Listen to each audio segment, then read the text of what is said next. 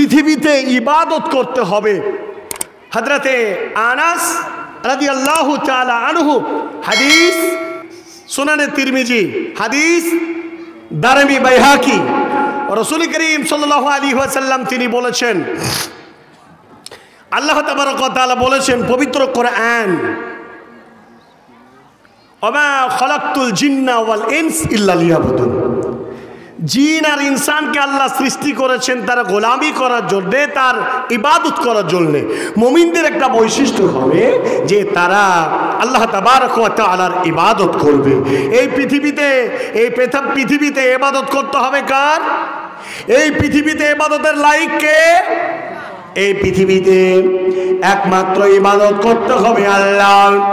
এই পৃথিবীতে অন্য কোনো মানুষের ইবাদত করা চলবে না।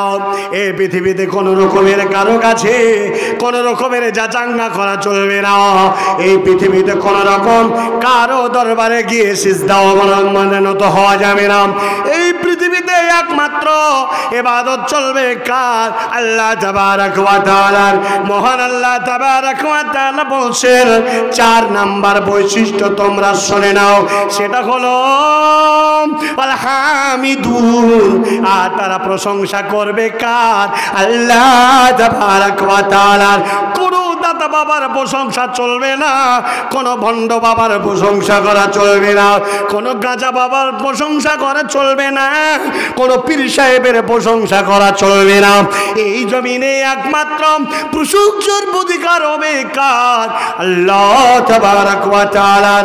বন্ধুরে আমার, এই জন্য আমি আপনার কাছে বলতে এসেছি, প্রশংসা করতে হবে কার? আল্লাহ তাবারক ওয়া তাআলার। ওয়াসাইহুন 5 নাম্বার বৈশিষ্ট্য হবে মুমিনেরা রোজা রাখবে। রোজা সবার জীবনে আনতে হবে। কেউ মুমিন মুসলমান এরা বেশি বেশি করে সিয়াম রাখবে। জেনে রাখবেন পৃথিবীর মাটিতে সবচাইতে দামি ইবাদত হলো সিয়াম। রোজার মতো বলিষ্ঠ, স্ট্রং আর বলিষ্ঠ ইবাদত এর চাইতে আর কোনো ইবাদত হতে পারে না। অতএব এই সিয়াম মুসলমানরা মুমিনেরা মুত্তাকিরা রাখবে। বন্ধুরে আমার, এই রোজার মাঝে কোনো রকমের কোনো ফাঁকেবাজি চলে না। এই জন্য আল্লাহ তাবারক ওয়া তাআলার নবী হযরত মুহাম্মদুর রাসূলুল্লাহ সাল্লাল্লাহু আলাইহি ওয়াসাল্লাম সপ্তাহে 2টি করে রোজা রাখতেন। একটা হলো সোমবার আর একটা হলো বৃহস্পতিবার। তারপরে মাসে মাসে 3টি করে রোজা রাখতেন, যেটাকে আইয়ামে বীজ বলা হয়। 13 তারিখ মাসের আরবি মাসের 13, 14, 15 3টে করে রোজা রাখবে। সাবানের রোজা রাখবে। ঈদুল আজহার এ সম্পর্কে আপনার ইয়মে আরাফা রোজা রাখবে। অতটা ঈদুল আজহার 9টা রোজা রাখবে। এই করে মুসলমানরা যারা মুমিন মুসলমান তারা তাদের ঈমানের পরিচয় দেবে। এরপরে আল্লাহ তাবারক ওয়া তাআলা বললেন আর-রাকিউন।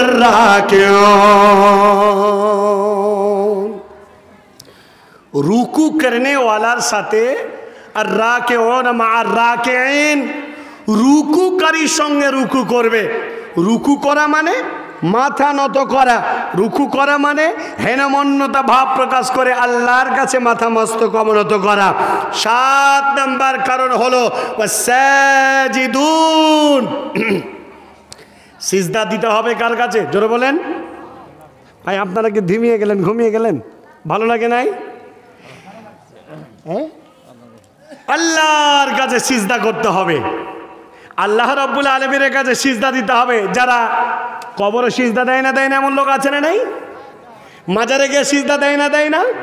এই লোকেদের কি অবস্থা হবে? গাছের কাছে সিজদা দেয় না এই লোকেদের কি অবস্থা হবে? হযরত ইব্রাহিম আলাইহিস সালাম যখন দেখলেন তার বাপের নাম কি ছিল?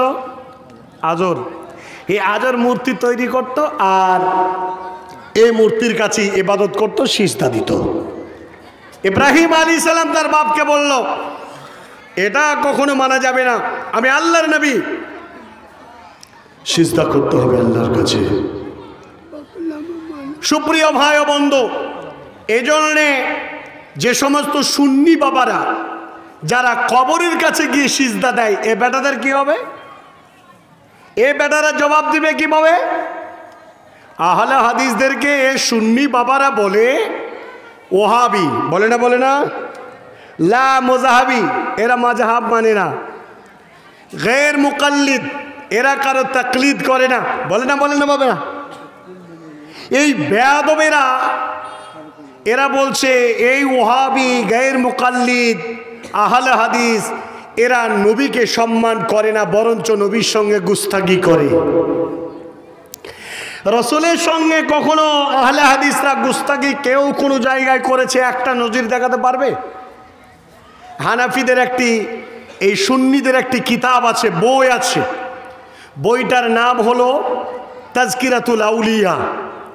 এই তাজকিরাতুল আউলিয়া এই বইয়ের মাঝে যারা আহলে হাদিসদেরকে কটাক্ষ করেছে তারা কি লিখেছে, 245 পৃষ্ঠার নিচে দেখবেন একটা লাইনে লেখা আছে যে কিয়ামতের দিন মানুষ যখন নফসি নফসি নফসি করবে, কার কাছে গেলে বাঁচবো?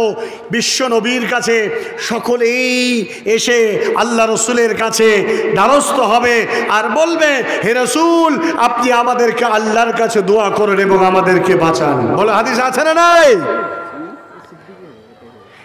এ গায়ের মুকাল্লিদ ওহাবি বলে যারা আহলে হাদিসদেরকে কটাক্ষ করে, এদের তাজকিরাতুল আউলিয়াতে লিখছে মুহাম্মদ সাল্লাল্লাহু আলাইহি ওয়াসাল্লামও সেদিন বাঁচাতে পারবে না, সেদিন বাঁচাবে আমাদের বাইজিদ মুস্তাবি। বলেন জন্য আউযুবিল্লাহি মিন যালিক। এবং এই কথাও বলে যে আল্লাহ যা বলবে বাইজিদ মুস্তামিও তাই বলবে, মানে বাইজিদ মুস্তাবির কথাই আল্লাহ বলবে। এরা কত বড় গুস্তাকে রসুল, এরা কত বড় মুরতাদ, এরা কত বড় বেয়াদব।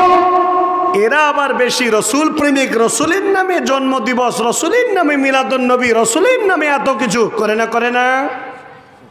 আহারে, তুমি নবীকে সালাম জানাও, ইয়া নবী সালাম আলাইকা, হে রসুল সালাম আলাইকা বলে তোমরা এখানে দাঁড়িয়ে যাও, রসুলের নামে তোমরা দাঁড়িয়ে যাও আর তোমরা সুন্দর করে একটা চেয়ার দিয়ে দাও, ওই চেয়ারে ওই মিলাদে নবীজি আসবে। বলেন নাউজুবিল্লাহ।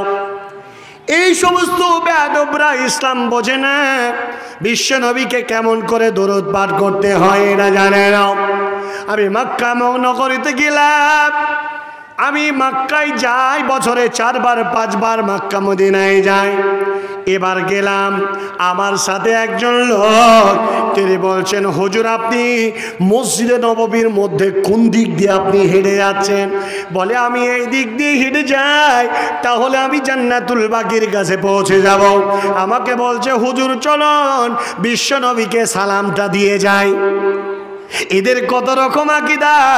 শুধু তাই নয়, কয়েক বছর আগে মদিনায় গেলাম, কতকগুলো পাকিস্তানের শিয়া মতবাদী যারা বিশ্ব নবীকে যারা বেশি করে ভালোবাসি তারা প্রমাণ করে, কুদুর থেকে এসে তারা হাত ধরে বড় ধরনের জামা তৈরি করে তারা বলছে ইয়া নবী সালামু আলাইকা, ইয়া রাসূল সালামু আলাইকা। আর কোথা থেকে পুলিশ এলো, আমার চোখে দেখা সব কয়টিকে অ্যারেস্ট করে নিয়ে গেল, প্রত্যেকের পাসপোর্টে সারা জীবন মক্কা মদিনায় আসা নিষিদ্ধ করে দিল। ও মুসলমান, তুমি এত বাড়াবাড়ি নয়, যেটা নির্দেশ রয়েছে এই নির্দেশের বাইরে যাওয়া যাবে না। বন্ধুরে আমার, হাফিজুন আলি হুদুদিল্লাহ, আল্লাহর হুদুদ সীমারেখাকে তোমাকে হিফাজত করতে হবে। এই জন্য রুকু করতে হবে, সিজদা দিতে হবে। আর বলা হয়েছে ওয়াল আমিরুনা বিল মারুফ, মানুষকে ভালো কাজের আদেশ দিতে হবে। পবিত্র কোরআনুল কারীম সূরা নাম্বার 3 দিন সূরা আল ইমরান আয়াত নাম্বার 8 এবং আবার বলা হয়েছে আয়াত নাম্বার 110। মহান আল্লাহ তাআলা বলেন ওয়ালতাকুম মিনকুম খায়রা উম্মাতিন উখরিজাত লিন-নাস তা'মুরুনা বিল মারুফি ওয়া তানহাউনা আনিল মুনকার। মুসলমানদের আর একটা কাজ হবে মানুষদেরকে সৎ কাজের আদেশ দেওয়া, আর একটা কাজ হবে অসৎ কাজ থেকে বাধা প্রদান করা। এই জন্য মানুষদেরকে বাড়ি থেকে বের করা হবে আর মানুষদেরকে এই বার্তা দেবে জিনা করা যাবে না, চুরি করা যাবে না, ঘুষ খাওয়া যাবে না, মিথ্যা কথা বলা যাবে না। এক আল্লাহ তাবারাক ওয়া তাআলা এই নীতিমালার উপরে দণ্ডায়মান হতে হবে। প্রিয় ভাই সকল, লাস্ট কথা যেটা বলি, ওয়াল হাফিদুনা লিহুদুদিল্লাহি ওয়া বাশশিরিল মুমিনিন। মহান আল্লাহ তাবারাক ওয়া তাআলা মহান আল্লাহ তাবারাক ওয়া তাআলা তিনি বলছেন তোমরা আল্লাহর সীমারেখা, আল্লাহর হুদুদকে তোমরা হিফাজত করো। হালাল তো হালাল, হালালকে হারাম করা যাবে না। হারাম তো হারাম, হারামকে হালাল করার কোনো স্বীকৃতি পৃথিবীর কোনো শক্তির, পৃথিবীর কোনো মানব দিন ইনসান কারণে। এ হলো সীমারেখা। জিনা যদি করে বিবাহিত পুরুষ, বিবাহিত মহিলা, তার শরীয়ত বিধান হচ্ছে তাদেরকে মাটিতে গেড়ে দিয়ে তাদেরকে পাথর মেরে হত্যা করতে হবে। পৃথিবীতে অবিবাহিত ছেলে মেয়ে যদি জিনা করে তাদেরকে খাসারা দুর্রা মেরে দেশ থেকে বহিষ্কার করে দিতে হবে। এই বিধানের কোনো তাবদীল হবে না। এই বিধানকে তোমরা হেফাজত করো। আল্লাহ বলছেন ওয়াবাশশিরিল মুমিনিন, তাহলে মুমিনদের জন্য বড় সুসংবাদ। অনেকগুলো কথা বলার ছিল, বহু কষ্ট করে ঠান্ডা সর্দি নিয়ে আপনার সামনে যতগুলো কথা বললাম, একটা হাদিস পড়েছি তার অনুবাদ করে আজকের মসজিদের উদ্দেশ্যে কথা যৎসামান্য বলি আমি কিন্তু বিদায় নেব। একটা লোকও উঠবেন না, এরপরে বাড়ি আমরা একসাথেই যাব। রাসূল সাল্লাল্লাহু আলাইহি ওয়াসাল্লাম বলছেন, বাবা 10টা গুণে গুণান্বিত যে মুসলমানরা মুমিনরা থাকবে, কথা ওটি বাস্তব। কিন্তু জীবনের বুকে 5টা বস্তুকে তুমি এমনভাবে গুরুত্ব দাও, তার এগেনস্টে 5টা জিনিস আসবে, সেটাকে তুমি বর্জন করো। শর্টকাটে বলে দিই, ইগতানিম খামসান ক্বাবলা খামসিন, সাবাবাকা ক্বাবলা হারামিক, সিহাতিকা ক্বাবলা সুকুমিক, গিনাকা ক্বাবলা ফাকরিক, ফারাগাকা ক্বাবলা শুগুলিক, ওয়া হায়াতাকা ক্বাবলা মৌতিক। 5টা জিনিস আল্লাহ রাসূল বলছেন। বয়স আছে, যৌবন কালটাকে বেশি করে প্রায়োরিটি দাও, প্রাধান্য দাও। তুমি জানো না কখন তুমি বৃদ্ধ হয়ে যাবে, আর বৃদ্ধ হয়ে গেলে বিগত দিনে ফেলে আসা সময়টা তুমি কি করেছো আফসোস করতে হবে। এজন্য রাসূল বললেন তুমি এই সময়টাকে বেশি করে মূল্যায়ন করো।